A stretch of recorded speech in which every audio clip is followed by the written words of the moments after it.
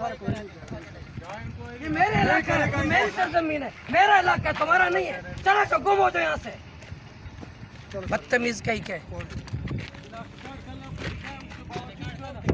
Sheikh शनाख्ती card तुम्हें दिखाया मैंने, शनाख्ती कार्ड दिखाया तुम्हें।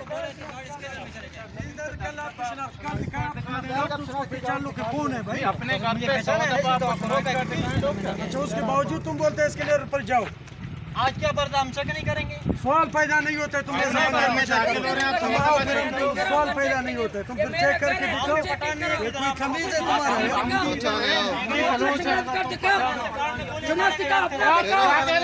आ जाओ भाई, आ जाओ, आ जाओ। किसके गार्ड में गोली मारोगे? उसको मारेगा जब। ओए ओए, कंट्रोल कंट्रोल है।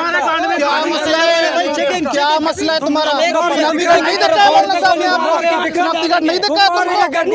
हमारे गांड में मारेगा गोली। बेगैरत। जब मैं आपको कह रहा हूँ उलमा किराम से इतना बात करते हैं, बदतमीजी। देखो क्या जुबान इस्तेमाल कर रहे हैं। तुम्हारी सरजमीन है, शर्म आना चाहिए। तुम्हारा घर है, हम इंडिया के तुम हमको गोली मारेगा। हम इंडिया के तुम अभी तो डालेंगे।